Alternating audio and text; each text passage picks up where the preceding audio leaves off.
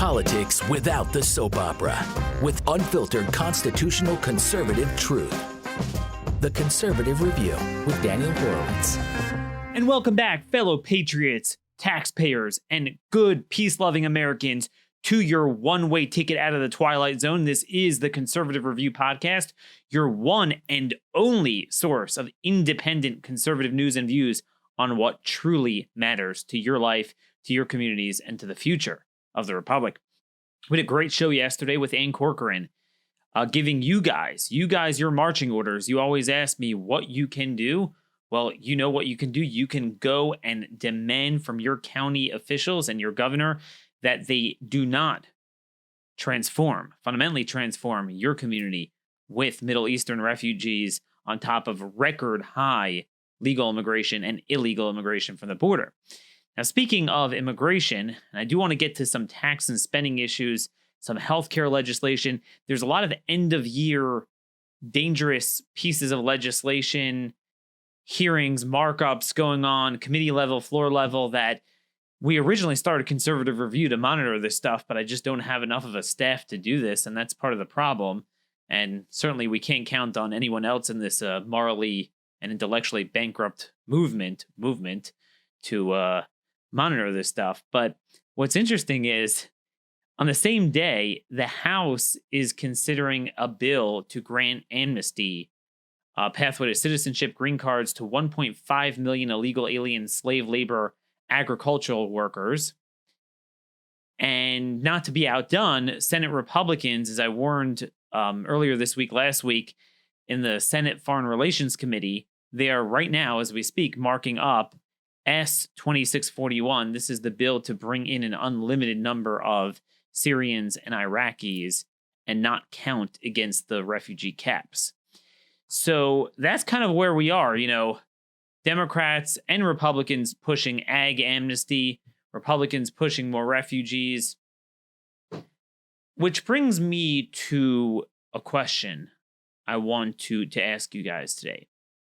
I want you guys to take out a spreadsheet, piece of paper, and do three things on it. I mainly want to focus on the third, but let me just go through two of them.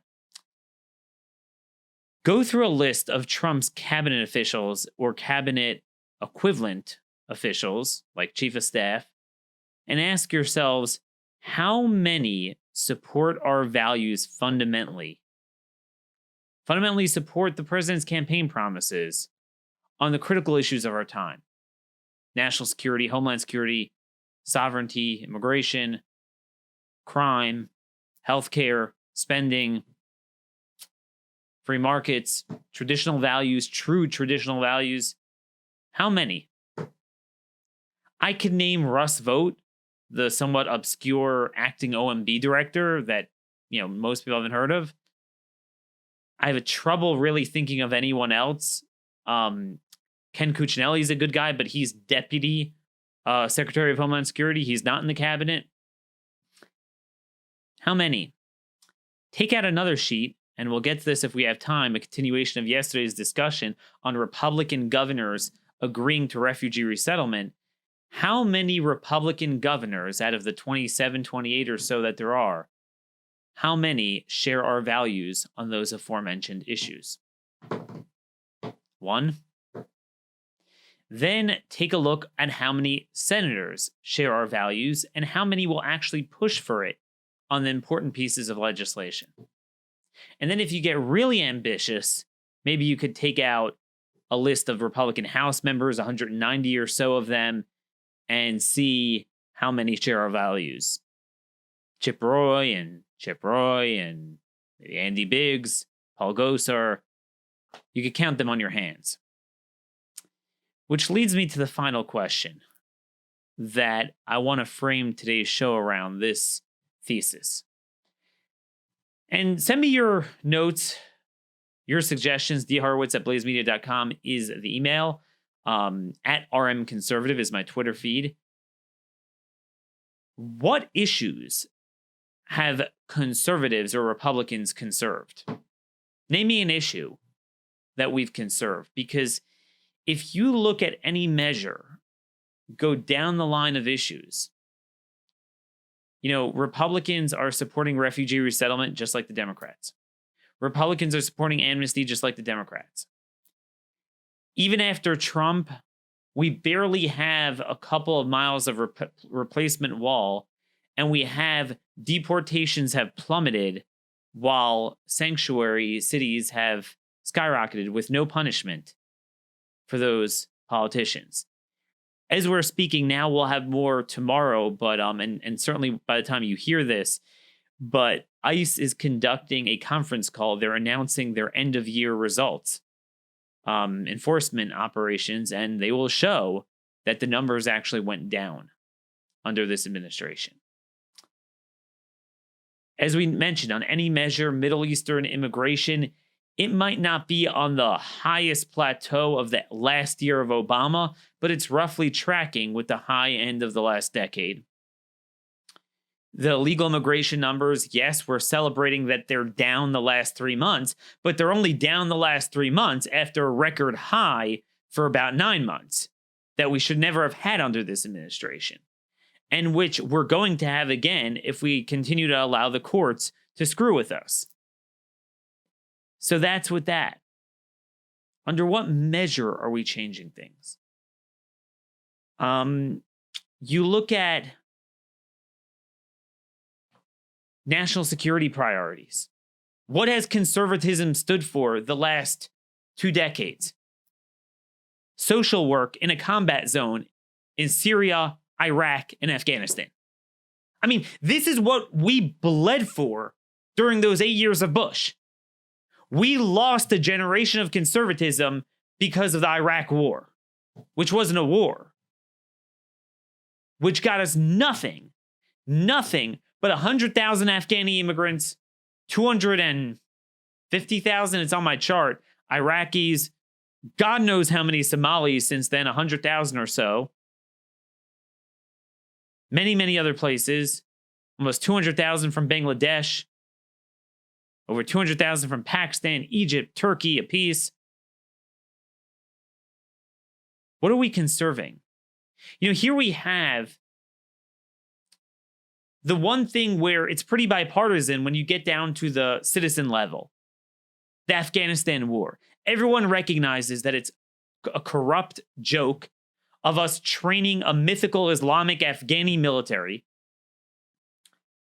And I guarantee you, if you would poll Republicans and Democrats alike, they'd say, let's end this. Trump wanted to end it, but there was no movement behind him. And he gave in to the corrupt military-industrial complex, which is leading our national security astray. And here you have, of all publications, Washington Post does the story of the decade on Afghanistan. And tomorrow, this week, they're going to vote on the NDAA, giving $71.5 billion for overseas contingency operations, aka nation building, and among other places in Afghanistan. President Trump tweets out, okay? Trump tweets out the following earlier this morning. Wow, all of our priorities have been made into the final NDAA, pay raise for our troops, rebuilding our military, paid parental leave, border security, and Space Force. Congress, don't delay this anymore. I will sign this historic defense legislation immediately. There's nothing historic about it. And then Ivanka, subtweets him, wow, art of the deal, baby. This is the same old crap. SOC. It's not about the spending figures, it's about the policies. That's for an appropriation bill. This is an authorization bill. Paid parental leave. That's not the issue. Oh, Democrats wanted to put in even worse stuff. But that's a straw man. You're the president. You should be able to veto that. You have major leverage. Our founders thought the president, George Mason, was concerned the president would be like a king because of the veto power. Here we are, 3 years into this administration, when the president promised from day one to shut off things like the Saudi military training program and to arm our soldiers on military bases. Those are the issues that need to be dealt with in the NDAA. And nothing. Even after Pensacola, the president's like, I mean, this has been the flaw about the president. He says good things, but then when it comes to the 2 or 3, and there's very few pieces of leverage that he has as a legislative vehicle, he praises the poison. I mean, he did this earlier this year, signing the bill that allowed illegal aliens to come forward and sponsor other illegal alien kids to be trafficked by the cartels, and then as a reward get amnesty, and ICE can't deport them. He signed that in February. He could have just kicked the can down with a CR another couple of weeks, and you had the March numbers, which were going to come out then, or the February numbers going to come out in March, and it showed a crisis. He would have been proven right. He would have had the leverage to fight on the border wall, and he gave it up. And now they're on the verge of signing another crazy bill, budget bill, and a district judge in El Paso just said, you're not allowed to build the wall. And they're like, we'll appeal the decision rather than setting it aside. So we're going to get nothing. We're going to get nothing. But this is where they are, amidst a time that tries men's souls, amidst a time where our country is being flooded with Middle Easterners. The jails are being opened of domestic criminals. We have a flood of criminal cartel, drugs, and transnational gangs in sanctuary cities. And they're stripping our gun rights. Oh, but don't worry, this administration bans bump stocks. There's one other thing they did on guns I forgot. Nothing positive.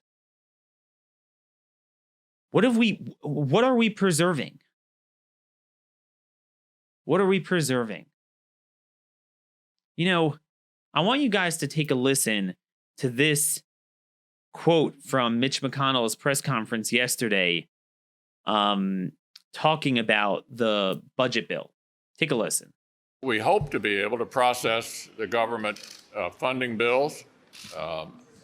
It's still not quite worked out, but with cooperation, assuming we get a couple of minibuses from the House, I think there's a decent chance that we could finish that up and not have to do yet another CR. We're going to pass some minibus bills, and we'll have a process, and we'll hold some cloture votes. I mean, he's like the parliamentarian or something. Here you have Pelosi and Schumer that are like, these are not our values. God wants refugees. God wants illegal aliens. God wants criminals. God wants gun control. This is the moral thing to do. This is the right thing to do. And what's the equal and opposing force on the other side? A Mitch McConnell turtle soup. We're going to hold some votes, and we'll see what passes, and we hope to get a budget bill. Well, hey, Mitch, what do you believe? What do you want in that budget bill? You want a budget bill passed? Well, reflecting which values? I mean, this is the problem. We have one party. What are we conserving? Oh, Daniel, no, you don't understand. We have to be racially conscious. So therefore, we have to be for jailbreak. We have to be for refugees, but only of a certain ilk, of course. They have to be from the Middle East somehow, which I never understood that. There's that. We got to have open borders, sanctuary cities, the homosexual agenda, the transgender agenda. No, these are, Daniel, these are tough identity issues. No, but we're fiscal conservatives. Oh, yeah. Okay. So, the CBO just came out with data on the first 2 months of this fiscal year 2020, which is October and November. The budget deficit just for the first 2 months is $342 billion. Okay? This is 1/6 of the year. That's like almost on par for a $2 trillion deficit. Now, it might not wind up being that. Maybe it'll be 1.5, but it's insane. It is more than at the depth of the worst recession in 2009 under Obama and the Porculus bill. And it's not because receipts are down. Tax revenue was up slightly, 12 billion over this time last year. But spending was up 49 billion over last year. Spending is up. So the deficit is now up 12% over last year, which at this time last year, we were lamenting it being up from the previous year. As I noted before, spending for the first 33 months of the Trump administration is 13% higher in absolute terms than the first 33 months of the Obama administration. Here's the numbers I got here. The federal government has spent roughly $11.76 trillion during so far this administration. That's through October. If you take the equivalent first 33 months of the Obama administration, it's 10.3 trillion. But now, to be fair, if you adjust for inflation, it's probably not 13% more. It's probably more like 3-4% more. But here's the deal. That was when we had 10% unemployment. We had people massively on food stamps and unemployment benefits. Here we have record low post-World War II unemployment at 3.5%. This would have been the time to get people off of welfare when they had control of all three branches for the first 2 years. Second year, they did nothing with budget reconciliation. They could have done it without a filibuster. They promised to do it, by the way, at their annual retreat in 2018. Didn't do it.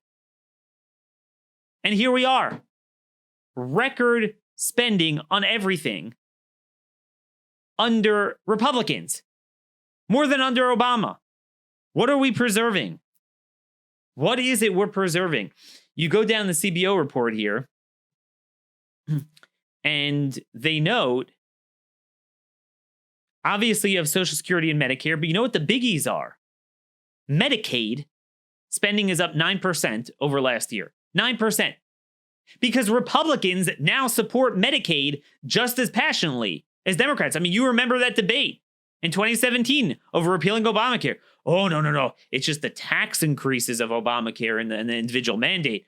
Oh, but the Medicaid. Oh, yeah, we got to keep that bacon flowing. So United Health is reporting a record, something like $260 billion in revenue. And a big part of that is Medicare and Medicaid. It's a joke. It's enriching them so they can get market share of a monopoly to price gouge the rest of us. That's a whole nother thing. Democrats are voting on this lowering prescription drug price bill, allowing Medicare to directly negotiate with drug manufacturers. See, here's the classic thing. What Democrats do is they go and grant a monopoly and destroy the market and increase prices. It could be education. It could be healthcare. It could be agriculture, food, whatever it is. And then they come in with like these meat cleaver hatchet. They take a hatchet to them with regulations. All it's going to do is ensure that so many drugs cannot come to market because they can't be produced through R&D, and we'll get, less life-saving medications. The way to deal with this is to cut out the middleman in healthcare and deregulation, but at the same time, cut out the middleman and endless government subsidies, which give them the monopoly, and that's where you bring in market forces. Now, obviously, defense spending is up 7% too, but for what? For what? Ironically, both parties are pretty similar. That's why they're agreeing on the NDAA, for all the talk. Our border, the cartels cross over. We bring in hundreds of thousands of Chinese to spy on us, sucking away our intellectual property, R&D. We bring Saudis to our bases. We bring 2.3 million Middle Easterners on green cards since 9/11. Oh, but here's some military hardware.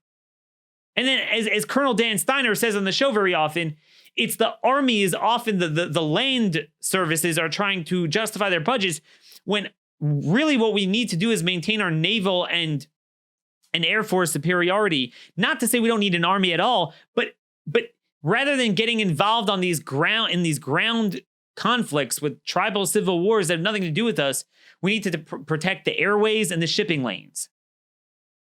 And if you did that, we could do so much more for so much cheaper. Stop throwing money at it. I'm sick of it. It's a policy problem. It's a values problem. It's a focus problem. It's a military general's problem. It's a strategic problem. It's not a money problem. Stop defining pro-military, pro-defense positions based on a yardstick of how much money you throw at it. And then, of course, outlays for the Department of Education increased by 25% this year. Largely because of increased subsidy costs for federal student loans. Increase the subsidies, increase the tuition. Increase the subsidies, increase the tuition. Tuition has gone up about 500% since 1980, commensurate with subsidies that have gone up about 500%. So there you go. Same thing we do to healthcare, we do to education. Under Republicans, what is it we are conserving? No, Daniel. We're conserving traditional values. Okay. So Chris Stewart, the Utah Republican, there's something with Utah there, on one of the judiciary subcommittees, is pushing for an alternative. This is a classic Republican shtick, an alternative LGBTQ FU bill. Okay. So basically, they're saying, look, the country supports transgenders. It's a juggernaut. There's nothing we can do about it.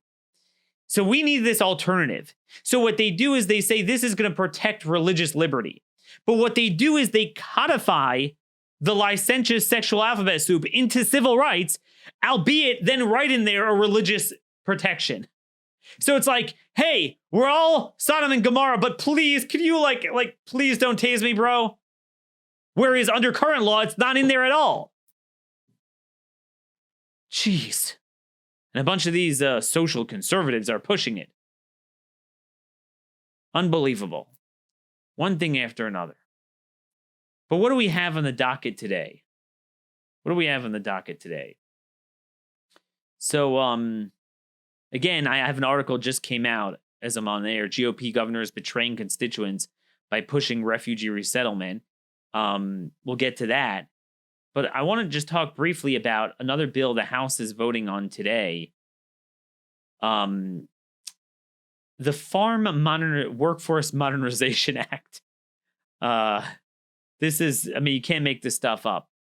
So as we've reported before, we often view illegal immigration as primarily an urban problem, New York, Chicago, LA. But really the most pernicious aspect of illegal immigration is the rural illegal immigrants that are brought there from the agricultural interests. And, they want cheap labor. Now, see, look, I get it that you want cheap labor. I understand it. But let's say I come up with some sort of system that determines that the best way to bring in the cheapest labor you can get, slave labor, are bringing in the Hutus and the Tutsis from Rwanda while they're axing each other to work on the farms. Well, dude, you might get cheap labor out of that, but you're going to get a lot of other things out of that too. And as we've noted, we brought in the cultural problems. The drug cartels single-handedly have a pipeline into all of our rural counties because they blend in. Normally, they would stick out and, it would be easy to break up their drug trafficking networks. But as DA officials always tell me, that they blend in because of the agricultural workers now. They're all over the place. So we have a bill in the House. And frankly, I didn't spend much time on this because there's a lot of things the House Democrats do that aren't going to go anywhere. So I got to just, prioritize my time. But this bill grants amnesty to 1.5 million agricultural workers that are here currently illegally. Or anyone who claims to be. So they did this before in 1986, and 64% were fraudulent. Because as I say all the time, once you do an amnesty, albeit limited to certain conditions, it's a joke. It's a carte blanche amnesty. You already see the courts are creating amnesty even when the law is that they have to be deported. So certainly if you write into the base statute that they have a presumptive right to present a case that they might be an ag worker. So you're going to have a lot of non-ag workers like, urban illegal alien cab drivers, illegal alien construction workers, all sorts of people are going to get in on this. So massive amnesty. And again, I find it funny, these companies, I get it. You want to pay them dirt. I understand it. But why should we have to be on the hook for their welfare, their anchor babies, their drunk driving, their child sex crimes, their drug trafficking, their gang membership, because you want an extra 5 cents for tomatoes? But what it does is it prospectively reorients the H-2A program. That's the legal non-immigrant agricultural visa system. And it basically says right now they're non-immigrant visas. So technically they cannot get a green card. Now again, a lot of them wind up having kids and they're anchor babies, and that's a whole nother problem. But what this bill does is it basically invites them in and says, if you work for, depending on who you are, 8 or 10 years in an agricultural business, then you can get a green card. So it's like indentured servitude, trading American citizenship for special interest labor. And, one of the important things that Neil Monroe did a great job at Breitbart. You check out his writing on this. He's really done a good job researching this from an agricultural standpoint. One of the things people forget, so there's a whole debate over wages. Americans would do this, but do this for, higher wages and things like that. But there's a broader issue that a lot of people are missing, and Neil Monroe made this case very well. And that is, the bill is called the Farm Workforce Modernization Act. But ironically, what it's doing is the exact opposite. It's bringing back our farming to the 1800s, because what you find, and he really goes through this, we'll link to this in show notes, in the Netherlands and Australia and Israel, among a couple places, they've really moved a lot of this work to mechanized processes instead of manual labor. Because part of what gives an industry a kick in the pants to modernize is prohibitive costs. But what this bill does is, in perpetuity, until the end of times, creates an endless, seamless flow of dangling citizenship and green cards to incentivize the third world to come and bring all of its problems into our rural areas. But then also, from an agricultural standpoint, they're never going to feel the need to modernize. I mean, it's the same thing we talk about in healthcare, education. It's government subsidized, regulated, manipulated, distorted. So it's all a government system. It's not all the innovation you find in electronics and areas of the economy that aren't distorted. You're not going to get that innovation. And a lot of people will say, well, we don't want legal aliens because we want Americans to have higher wages. But I would argue an even more fundamental argument here. I'd posit a more fundamental argument that when it comes to farming, I don't even care about American wages. I'd say we would be on our way to mechanizing more things. And that's how you produce more for less and make everyone happy. But it's not, as Adam Smith would say, the natural order of things. It's not free market to invite the third world, where you would never do that culturally and security-wise, but you do it for cheap labor. It makes no sense. But you might think, all right, Daniel, yeah, the House Democrats, they're going to be doing it. No. 25 Republicans co-sponsor it. Now, I don't know if that means that all the Republicans that supported are co-sponsors and there won't be any more, or if that's just the tip of the iceberg. But there's just as many Republican co-sponsors as Democrat co-sponsors. This is going to pass. We'll see how many Republicans vote for it. Now, I don't think it's a live fire drill here that it's going to become law, but there is one Republican, Dan Newhouse, a rhino from Washington, who's a co-sponsor, who claims Trump supports this. Now, I don't know if that's true, but what I do know is that, they put out what's called a SAP, a Statement of Administration Policy, a warning that they're going to issue a veto threat on legislation they don't like. For example, either today or tomorrow, they're going to vote on this stupid drug pricing bill, and OMB put out a SAP warning that they're going to veto it. No such SAP has been issued on this farm amnesty bill. Again, there's problems in this administration. There's problems with the president. That's what they're doing.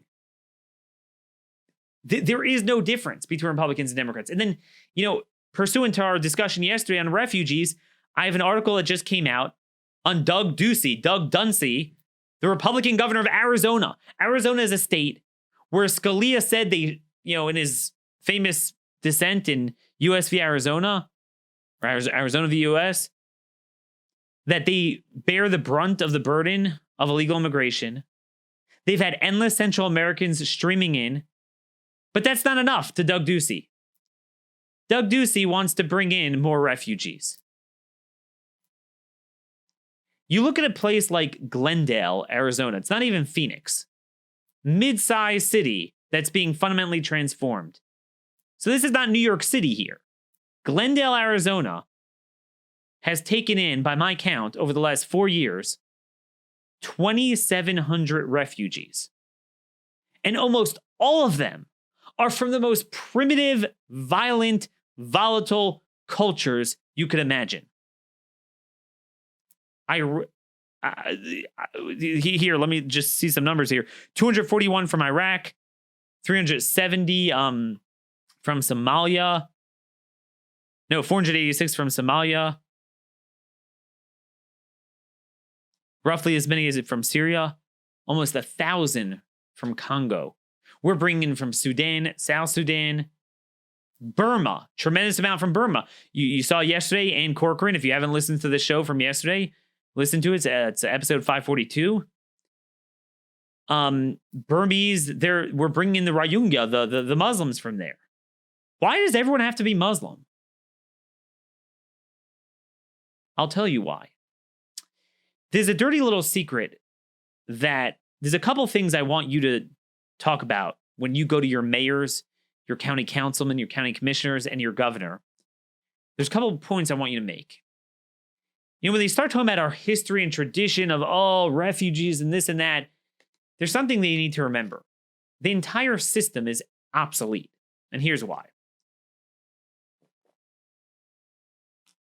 So, what happened was, there was once a time where we had a lot of religious strife. I mean, this has been an age-old problem of persecution. So we opened our doors to people who were genuinely persecuted and genuinely came and really loved America. They didn't just come because we have more economic opportunity or welfare or just like they're not going to be killed. It's not just about, I don't want to be killed. I love America. So we've had that with the first generation, not the current ones, first crop of Cubans. We had that with the Soviet Russian Jews. They loved Reagan. I told you about that story. A lot of them, the kids don't even know Russian because the parents so adamantly hated the Russian language. You had that with some of the Vietnamese earlier on, fleeing communism. What you have today is a remarkable geopolitical phenomenon that is really forgotten by a lot of people. And that is that, for the most part, religious persecution is over. Religious warfare is over for the first time in history. Every religion gets along with each other. Northern Ireland with the Catholics and Protestants was kind of the last shoe to drop. They made peace. It's held. Christians and Catholics and Protestants don't fight. Christians and Jews don't fight. Buddhists and Hindus don't fight. Hindus and Christians, Buddhists and Jews, and Israel has a great relationship with India. Everyone gets along very well, except for one religion. See, they like to decompartmentalize a lot of things like the Israeli-Palestinian conflict, the Chechenian situation, the Burmese Rohingya persecution, the Kashmir. Like each thing has its own local flavor, like it's but no. Chechnya is Muslims fighting Eastern Orthodox. Israel and Palestinians are Muslims fighting Jews. Kashmir is Muslims fighting Hindus. Rohingya is not a one-way persecution. If anything, it's more the Muslims fighting the Buddhists. Okay? So it's one thing going on. Now you'd say, all right, so then the only refugees we really have are victims of Muslims. And what's ironic is, ironically, this was the last generation, that's what it was, where you still had Jews and Christians living in the Middle East, albeit they were being persecuted. So they were, that's legitimate refugee status. And what's funny is some of these same dirtbag organizations that sued the president over his order prioritizing Christians in Syria, they actually themselves advocated it, because this is not about, our tradition and being nice. This is all a moneymaker. The tail wagging the dog. These organizations are justifying their existence when there's no such thing pretty much in the world anymore as a traditional refugee, or that it makes sense to resettle. So previously, they used to have something called the Lautenberg Amendment, which HIAS, the Hebrew Immigrant Aid Society, used to push for, where basically they would funnel Iranian Jews and maybe the Bahis, I guess, or Christians, I think, from Iran into Austria, because we didn't have direct diplomatic relations with them since 79, so they did it through Austria, and they'd bring them in. And they used to, I once spoke to a representative from HIAS, and they would openly brag about this, how they would ask them, when did you come to Jesus? If they're a Christian, they would make sure the guy's Jewish. I mean, they picked out the religion, because they had enough of them to justify their resettlement. But then something happened the last 20 or so years, really accelerating the last decade. You don't really have any Jews or Christians anymore, because the Muslims either kicked them all out or slaughtered them. So all you have now are Muslims fighting each other, which is not refugees, it's just civil wars. And they're both problematic, and we bring them here to cause problems, but they're not legitimate refugees. So the only thing they have left now is either violent African clans that are just pagan or nothing, they're not Muslim, so that's Congo, some of these other places, or Muslims. That's all we're getting. You're not going to get, Christian conservatives from France and Germany and Great Britain being persecuted by the liberals there. I mean, that we're not bringing in. It's all that ilk. And even if you're more of an open borders person in general, that you want a lot of immigration, but you would have to admit that if you look geopolitically what's taking place, the traditional refugee thing, where there's so much nostalgia and emotion behind it, it really doesn't apply nowadays. And, for a while, I used to go on Sean Hannity's show with this guy who ran what's called Project Nineveh. He would go and just help the Assyrians and the Yazidis. And he told me, a lot of people ask, well, why aren't we bringing in the Christians? They don't really want to come. They want to be resettled. They were resettled in the Iraqi Kurdistan, 15 miles north of where they were. They never really wanted to come. I mean, that's the thing. It's these parasitic groups that are justifying this, their own existence. So don't fall into that trap. The other thing I want you guys to mention is that don't allow your local officials to get away with this point. Meaning, we have taken in a record number of Central Americans who are refugees in all but name only. So you can't double dip by saying, we need to bring in more refugees when we're already getting them. That's the other point. But here we have Doug Duncey. This utter clown. And meanwhile, this is the guy who just allowed in-state tuition for illegal aliens in his own home state. It's never enough. 630,000 estimated illegal aliens and anchor babies in the state. That's a population of foreign invaders that is greater than the size of any single colony at the time of our founding. Over 10% of the state's public school population is composed of illegal alien children, according to Pew. Costs $2.4 billion for a state that doesn't have a lot of money. John Lott had a comprehensive study of 30 years of prison data in Arizona, and he concluded that illegal immigrants in Arizona are at least 142% more likely to be convicted of a crime. They're more likely to be convicted of a serious violent crimes, at least 163% more likely for first-degree murder, 168% more likely for second-degree murder, 190% more likely for manslaughter. and that they're more likely to commit sexual offenses against minors, sexual assault, drunk driving, kidnapping, and armed robbery. And yet Doug Duncey wants more refugees. We don't have enough refugees from illegal immigrants. But to this day, not a single Republican governor has come out against resettlement when Trump gave them the ball so they could do this. I ask you again, what are we conserving? What are we conserving? Guns? I would have told you guns is the one thing. They've gone backwards on that. They've given that issue to the left. The only issue is tax rates. Now, look, we're already at the end of the show here, and this is a whole show in itself. But in many respects, that's a negative, not a positive. Don't get me wrong. Lower taxes are better all around for everyone.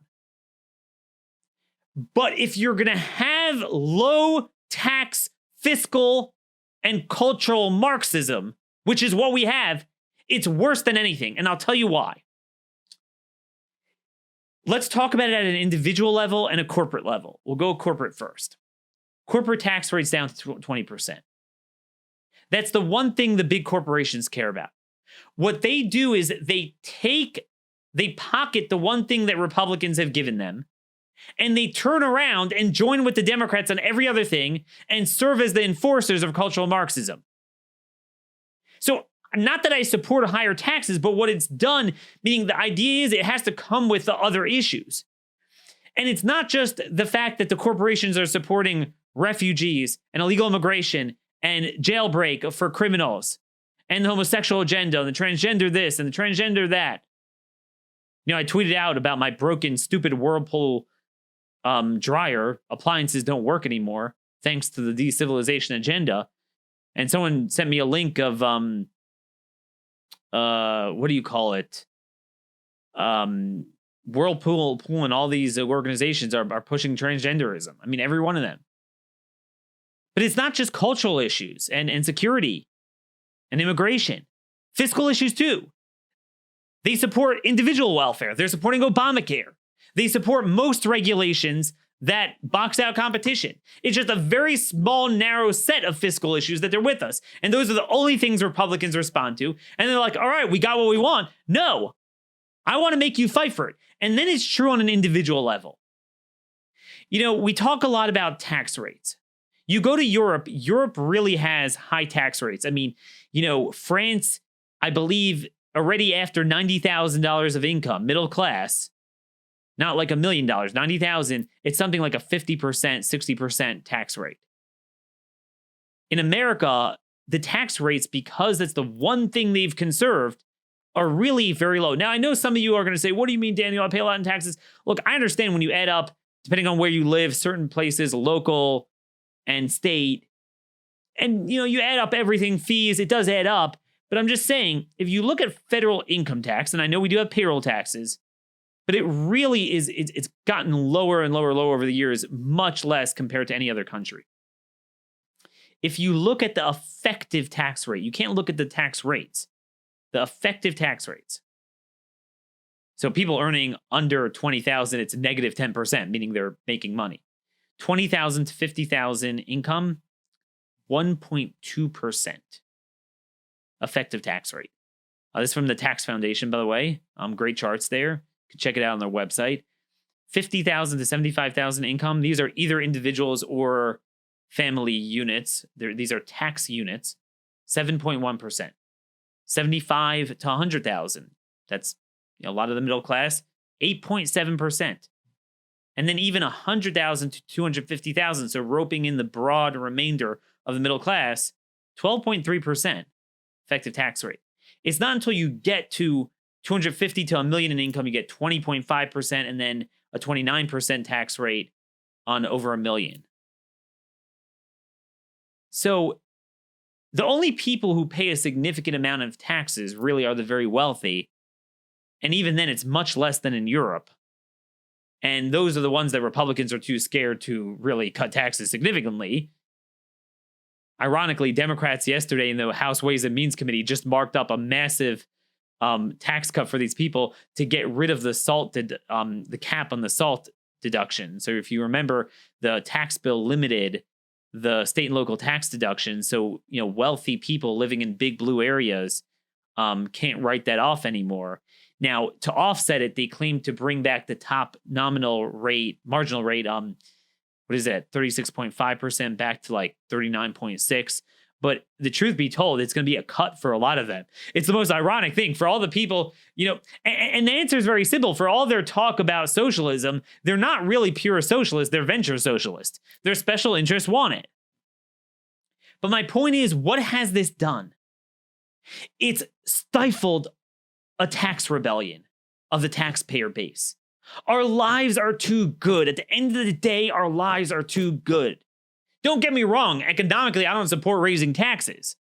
I'm not going to be one of these, like some of my colleagues that get into this nationalism, populism, like, oh, because Republicans have been only about tax cuts and not about cultural issues, so I'm going to support tax increases. No, I'm not going like that. I'm just telling you to only preserve and conserve low tax rates, but not with anything else. All that is done is it's numbed us, meaning if you're going to have European-style fiscal and cultural Marxism and open borders, you know what? Give us the European tax rates so people will fight. This obviates the need for anyone to fight, and that's part of the problem. Now, in Europe, there's no sense of freedom, so they're not fighting over it because they're used to it. But I think if you allow Democrats, I'm not saying necessarily to do this, but it's kind of the chaos theory. If Democrats succeeded in doing this, guess what? We would have a massive rebellion, but Democrats aren't stupid. This is the one thing they won't touch. Notice even all their plans, they're not going like this fact. Forget about people like earning $20,000, $50,000, but even $100,000 to $250,000. The effective tax rate of 12.3%, that is not going to change under a single Democrat. They're not stupid. They're not going to rope in those people.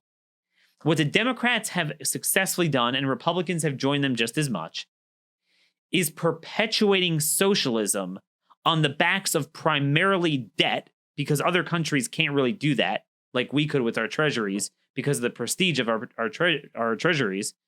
And then a little bit with just the top 1%. We really kind of tax them. That's where all the money is. And they just left everyone alone. Democrats used to, in the 60s, 70s, 80s, they were for taxing everyone. And they got killed on that. Reagan slaughtered them on that. So they got smart. And they're like, well, you know what? Why anger the massive majority of the tax base when we could just play class warfare against the 1%? And then anyway, we'll just service it with debt. We don't need tax revenue. I mean, that ship has sailed.